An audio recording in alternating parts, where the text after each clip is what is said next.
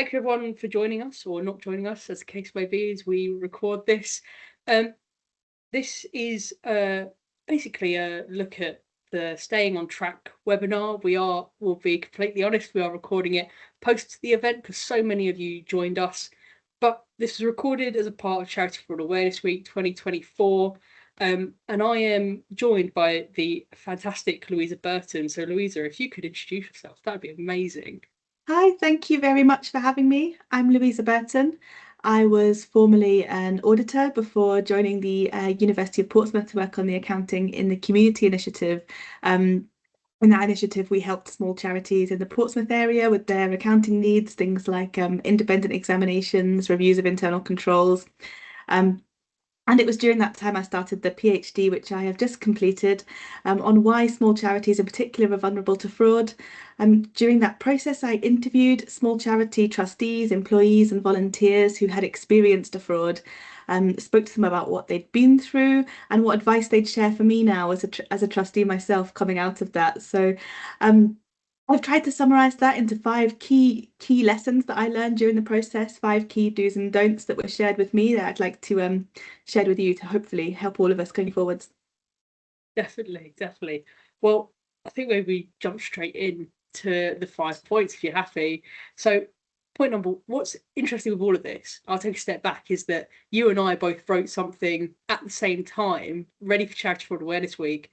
And then when we looked back, we realised that we had, if not exactly the same points, very similar points. So Yes, it's really completely. interesting that these 5 points do get banded around. So definitely worth looking at. But the first one is that is don't think it won't happen to you. So I'll pass it to you.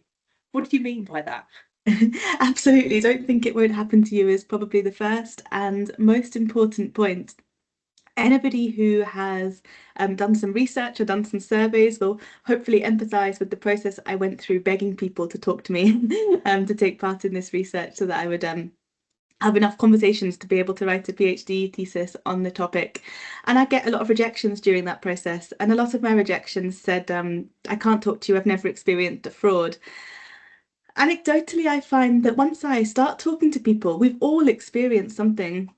We've all probably experienced something in the last week, just a phishing email that we might have clicked on or might have known not to click on it. I'm interested in why we know, where we learn, that that's not something to click on, how we deal with it, how we respond to it. We receive, telephone attempts at fraud, but we receive all types of fraud we experience, such as insider fraud, payroll fraud. They do happen to all of us at all sizes. We are absolutely not too small. It was specifically small charities that I spoke to during my thesis, and there were plenty who had experienced a fraud to talk to me. And if we haven't, we're certainly going to. It's So really it's great to be interesting. prepared. Yeah. It's a really interesting point because, like, as we saw during the week, we released the fourth annual BDO survey, and once again, it's 42% of charities that took the survey, and a lot of those are large charities, reported a fraud or an attempted fraud. So that's almost 50%. And what's staggering is it's kind of standardized over the last 2 years of that number, that about half.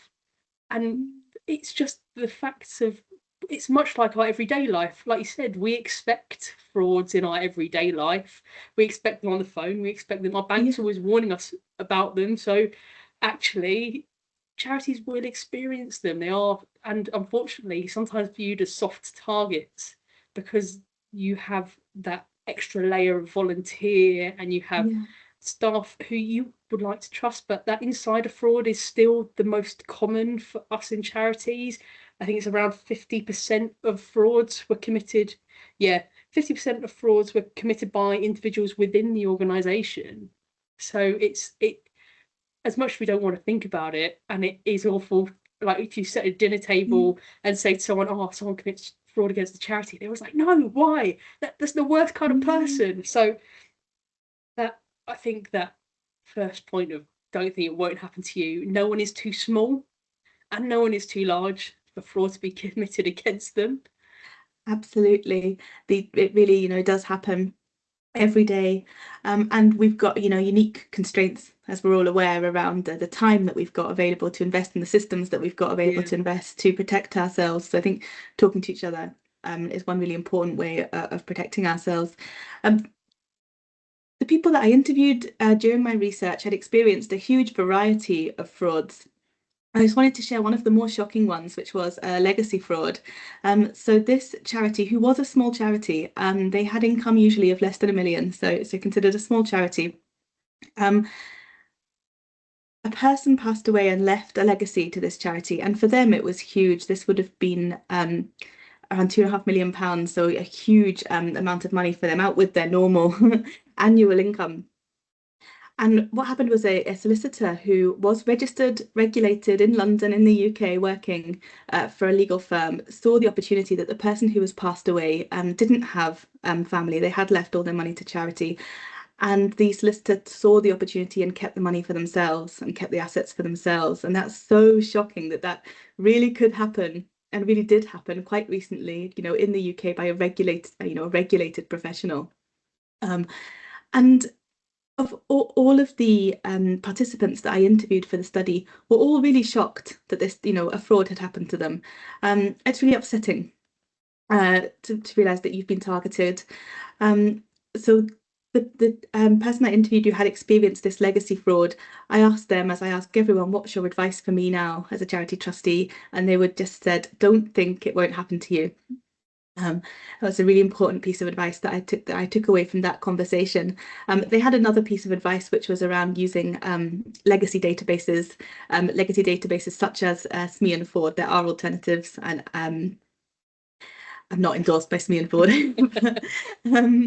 That's just an example of one which would notify if they had been signed up to that legacy database, they'd have been notified earlier that there was a legacy intended for them, so they could have followed it up with a solicitor and perhaps recovered the assets more quickly before damage was unfortunately done to properties that did diminish, the value of the assets while they were being recovered. But the cost of that was so huge in terms of revenue lost, in terms of opportunity for what they could have done with the money, but also the time. We're already really stretched for time as volunteers, and the time that had to go into the investigation, into legal action to recover the assets, and the frustration and the moral effect,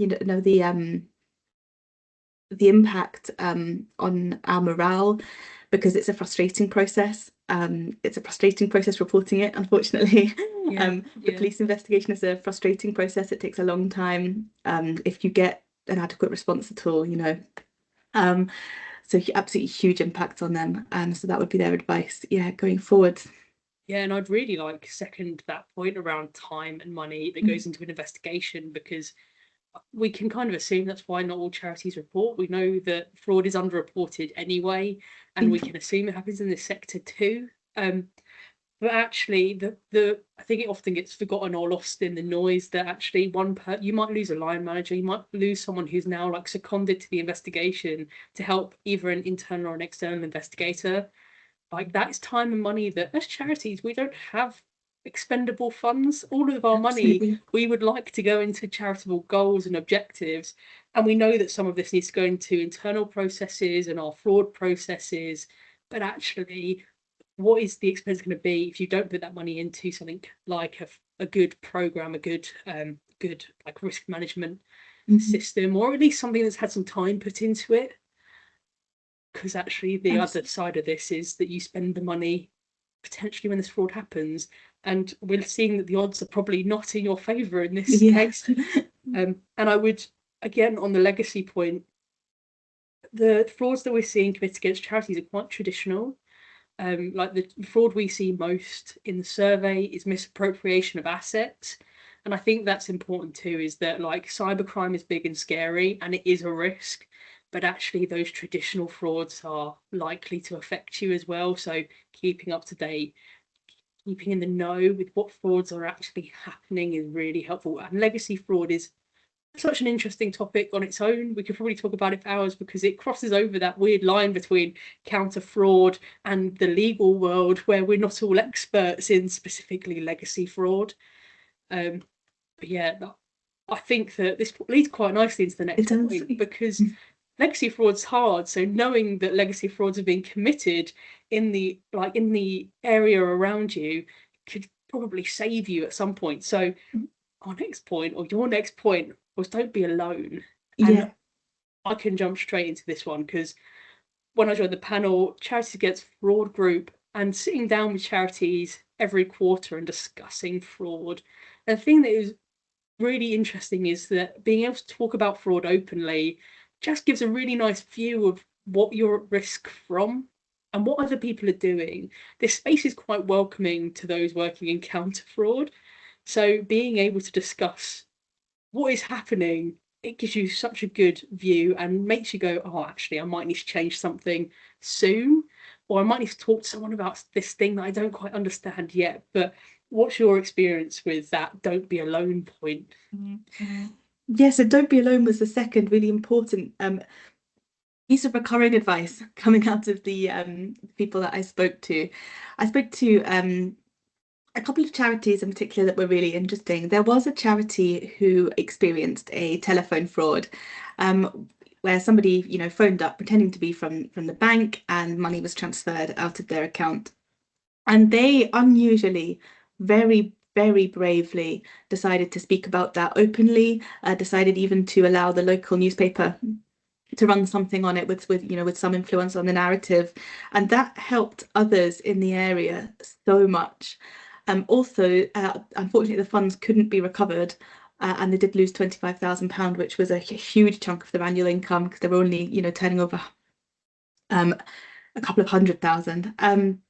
But the local people in the local area who read that article donated back the money that was lost, so it was positive in that respect. But I also interviewed charities in the area who had also either spoken to that charity, were in that charity's network, or who had read the article, and they said to me, as soon as I heard about what happened at that charity, we turned on two-factor authentication on our banking. So it really, really helped. And another person that I interviewed in that area did say, sure enough, they received the same phone call a few days later, but they knew exactly what it was because they'd been warned. So we do have each other in this industry, if we can make time to talk to each other, which I know is such a big ask because we're all really, really busy. But one resource we do have is each other, and talking to each other helps so much in understanding how the fraudsters are adapting, how fraud's changing and the kind of frauds that are happening, so that we can protect ourselves and share best practice. I mean, this space is a really good one, where we share good resources and are a bit of a community here. I also found out during the process of doing my research, I found out about a huge number of organisations that exist to help others. For example, I mean, the Cranfield Trust gives really good advice. A really good one, in my opinion, that I came across is called the Honorary Treasurers Forum, which I only found out about doing the research. But they have a WhatsApp group where we can sort of ask advice and share what's going on. It's just really, really helpful. The ICAW have a volunteering community where you can join, and there's articles. Actually, the key points I'm sharing here have just come out with an article in the ICAW volunteering community newsletter. So yeah, and there are so many more across the country. General ones for all trustees and volunteers, or there are more specific ones specific to certain regions or certain aims. But being part of a network where we share is really important. And the advice from that interviewee was, the only advice I would give is do not be isolated. Do not think you've got it all covered. Just seek advice and share knowledge. It's just such a good point. And like every time I spoke about this on the international regulators call as well, because we were talking to the British Council and the Australian regulator, and we are discussing the same point, this communicate openly point. And I made the comment then, and I'll make it now, is that I helped build Charity Fraud Awareness Week. One of the first things I always write when I'm building in the social media, or we're talking about what we're going to talk about, it's actually this communication point, is that we're not all islands. We are connected. We do talk. And even if you're not sure who to reach out to, LinkedIn is a great source. So even if it's just connecting with someone else who might be similarly in your field, or might be a counter fraud professional who works in this space, there are people like that who exist. So like all the tools that are that you need are at your disposal. And And then all the ones you pointed out, great. Fraud advisory panel is the charity community. And if all else fails, Charity Fraud Awareness Week is the same every year, and material goes out throughout the year as well. So there are loads of opportunities to get involved, and don't feel like you're doing this alone. Everyone else is in the same boat. We're all fighting the good fight against fraud. So it's just most charities will help in any way they can if they've got the resource to do it. I was on a call with one large charity the other day, and they actually sent through their bribery recommendations so that the other charities could use it. Like they actively gave their policy to the other charities so that they could be used as a template. So it's just there are good people in the space who are willing to talk about fraud, and the more we know about what's coming down the track, the better. So that's the kind of, it feels like the external communication. What about the internal communication? Yeah, exactly. Yeah. So yeah, that was point number 3, which is do communicate openly. So yeah, we talked about how, communicating with each other, but internal communication is also so important. This is something I'm quite conscious of in myself when I'm working. We're really busy, we're really stretched, and I try, and not always successfully, to make a very conscious decision not to appear harassed and not to appear too busy and too stressed to be approachable. A common theme through the employees and volunteers that I interviewed was some frustration that they didn't always feel heard. There was an employee in particular who was so frustrated that they had experienced an attempted payroll fraud, and they were telling their manager, telling their trustees what they'd experienced, and felt fobbed off that what they'd seen was a mistake and not an attempted fraud. Which it was later uncovered to be, but took longer than perhaps it needed to if we'd talked to each other. And another person I interviewed who'd experienced a beneficiary fraud. So this was somebody making repeated false claims for assistance from the charity, which was preventing them from helping, their target beneficiaries, and so frustrating that they didn't feel that support in, resolving it, that it was still kept happening, even though they were, reporting it to the police, reporting it to their trustees. So that support their open communication to hear about these problems. Oh, there was a third one, which was where it was an impersonation fraud. So, it's quite classic. Most of us have probably experienced one of these, which is where we get an email pretending to be from our boss saying, oh, please make this payment for me. This one said, I've changed my bank details for next time you do the pay run.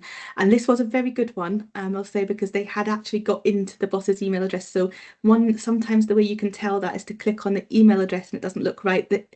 The email address did look right, so it was a good one, but they were sitting a few meters away. So had they been able to say, oh, did you just email me about your bank details, it could have been avoided, but the money did get paid. The net pay that month did get paid to a fraudster. So the piece of advice I wanted to share came from an interview with a charity employee who had experienced a banking fraud, but just went on to tell me about all the improvements they've made since, which was really, really positive. And I think that those people who have experienced a fraud and are brave enough to talk about it have fantastic advice. They're probably really strong now, that they've been through it. So the advice there was, we now have a much better relationship with the trustees. You can always ask them a question. They always respond back to you. They participate in meetings. There's a lot more talking going on. And they talked really positively about that. And they felt a lot better protected from fraud as a result of improvements, including that one. I think this is so important because it's so easy to feel, one, because we're fighting fraud all the time. Like we mentioned right at the top, that we're always dealing with those phone calls and those text messages and the emails and the spam that we just troll through all the time.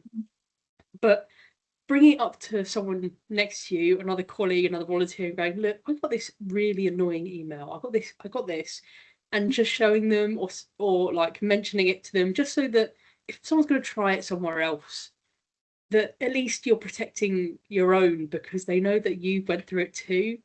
On that email point, I got one the other day, and I was looking at I was on the train in, looking at my phone, saw it was from my boss, and I was like, oh, because Outlook doesn't show you the full email address, I Yeah. was like, yeah, it's my boss. And then it took me a second to go, but why is he asking me for a gift card? And that's when it clicked. But actually, had it not been for that and for something else, I might have answered. And we no matter who we are and which other space in counter fraud we're in, everyone has a bad day. Everyone has a tired Everyone day. does. Yeah. So, like, just talking about fraud, bringing it up, and not forgetting it outside of Charity Fraud Awareness Week. Um, I know that it's easy just to talk about it once a year and then be like, oh, I'm done. But I think that for charities, uh, fraud is going to become more of a thing, especially with like ECTA coming out. So the Economic Crime and Corporate Transparency Act, we're already seeing charities taking moves in that space who are considering this. And even if you're a small charity, you might be implemented or impacted, should I say, by it because of your supply chain and your interaction with larger charities. So it's definitely worth having those conversations, doing the training, all that kind of stuff that you can. You mentioned the board, and bringing it up to the board is also we've got a help sheet on it. It's completely free about talking to the fraud about talking to the board about fraud. So how do you bring it up? How do you mention it to your board of trustees if you aren't on it? But if you are on it, what should we do with the board? What should we do? What's point 4?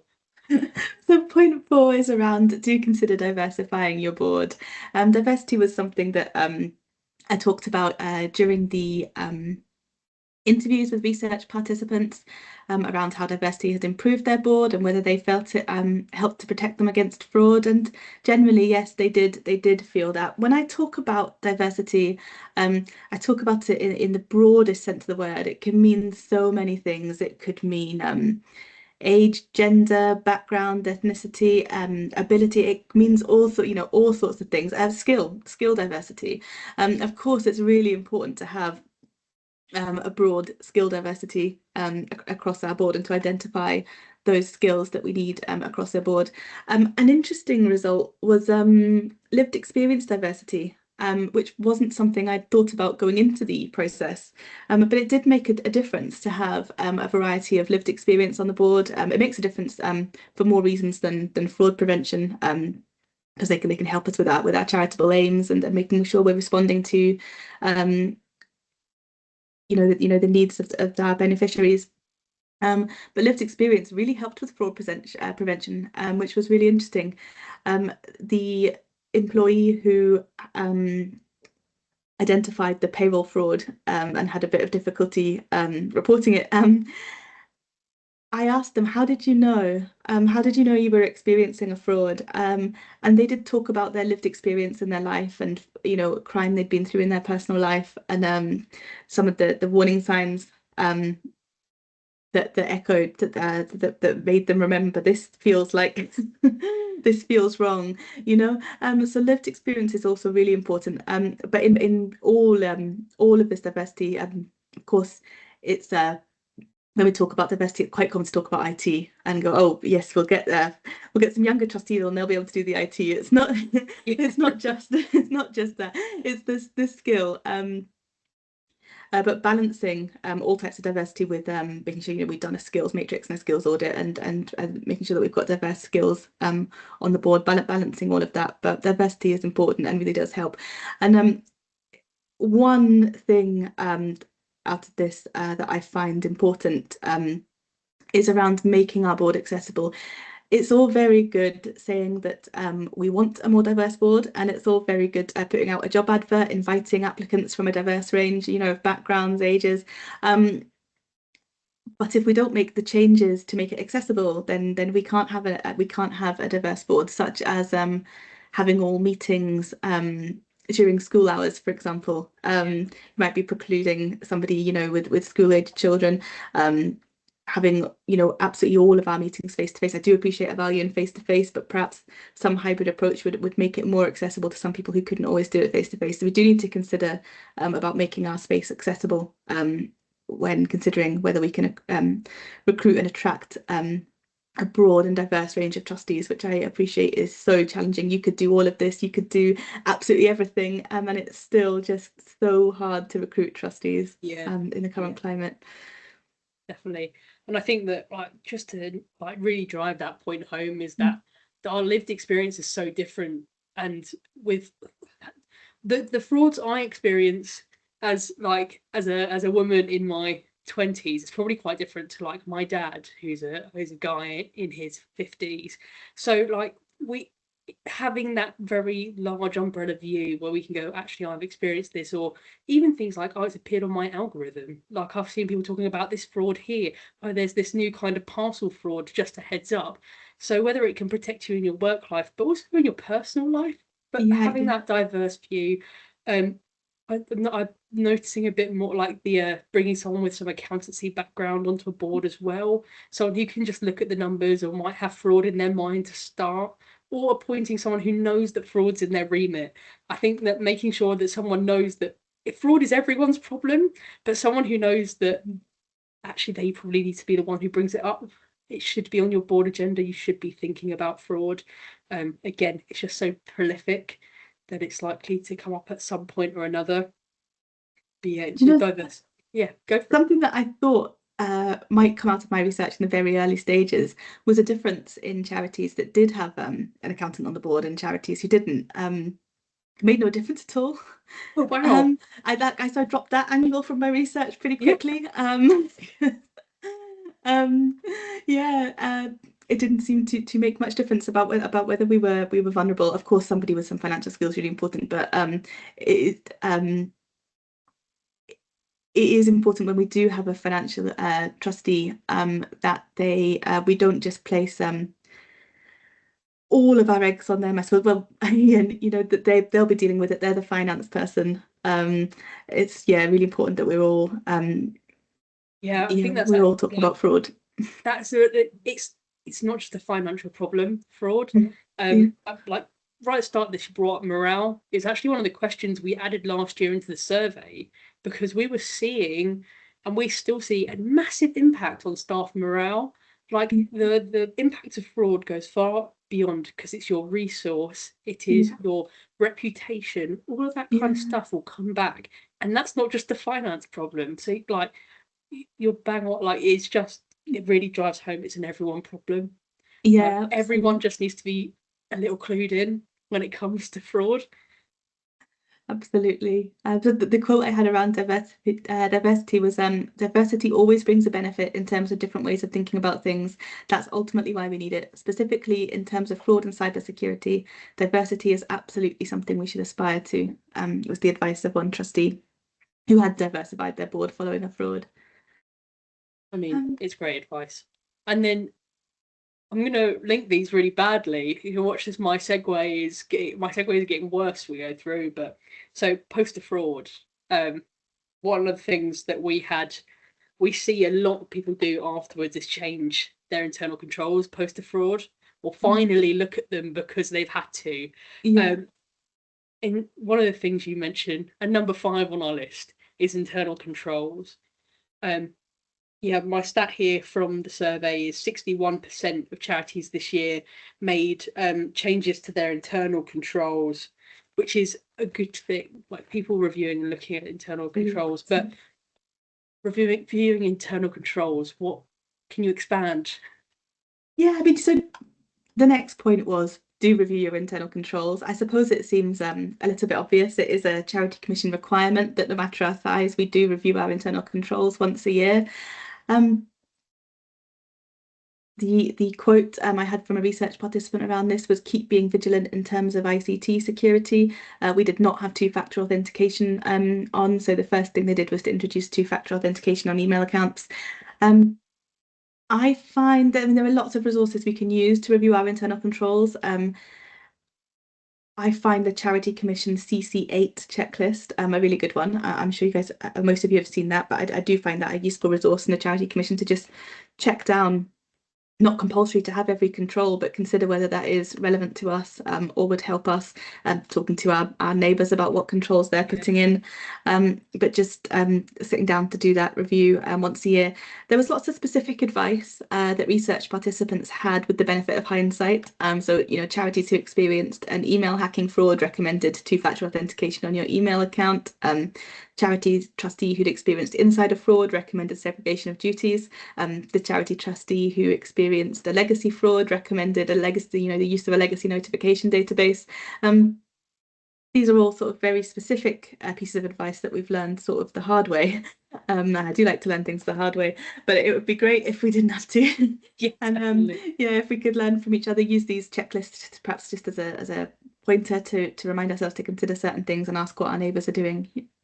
Yeah, and just making sure people are actually complying to them, like, because it's so easy to lose sight of, oh, we've put the control in, like we at the top put the control in, but is it being used throughout the process? And if it isn't, I think sometimes the question is got to be why? What in it doesn't work that someone feels the need to bypass it? Like, why isn't it always easy for my staff, or why isn't it like at a level where it doesn't like completely inhibit their ability to do their job?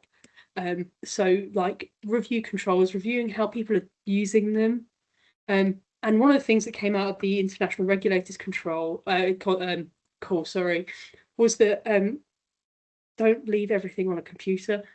If you can print off certain things and have access to them manually. Actually, it might have been out of the conference, but one of the speakers was talking about someone had their emergency, someone hacked into the system, but everything was on the computer, so they could no longer access it when everything went wrong. So just consider what would happen if you don't have it, even if it's just like something that's like sellotaped to your desk at home. That's like, in the case of blank fraud, do this. So doing, like, sometimes the controls have to be simple, particularly for really small charities. The controls are going to look a little bit different, but review them, make sure there's a date on that review, and that you are doing it regularly. You're not just using it as a tick box exercise. Is it working? Yeah. And that is point number 5. Thank you so much, Louisa.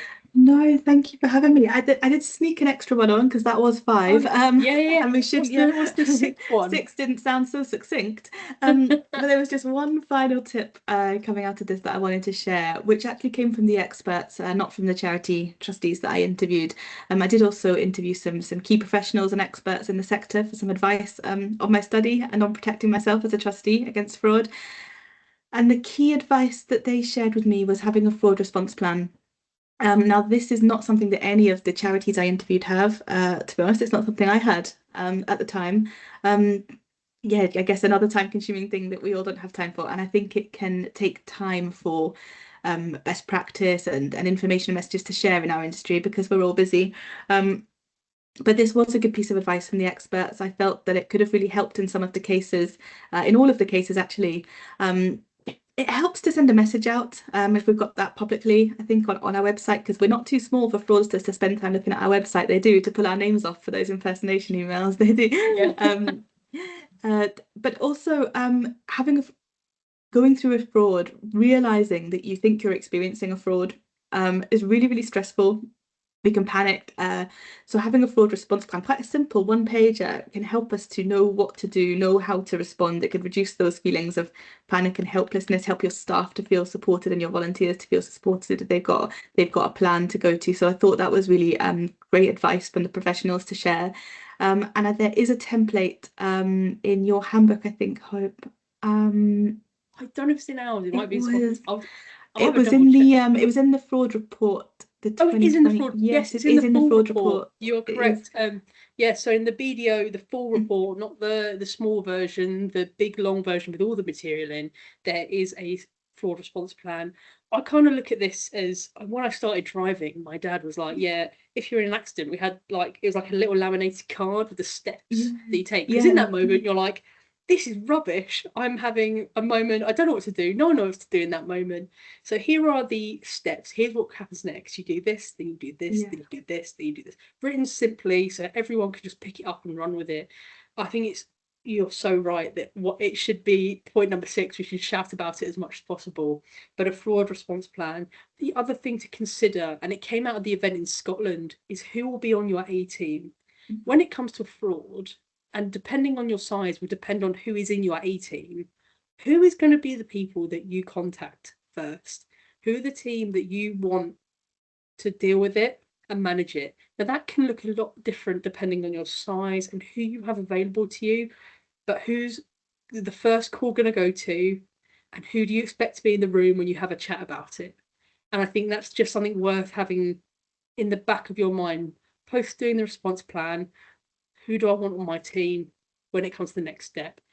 And that might change, and reaching out to other organizations to see who they would recommend as well is always worthwhile doing, because they might have a similar A team to you. But it all comes down to, in that moment, who am I going to call, and which order of people am I going to call them in? Brilliant advice. Thank you very much. And thank you very much for having me.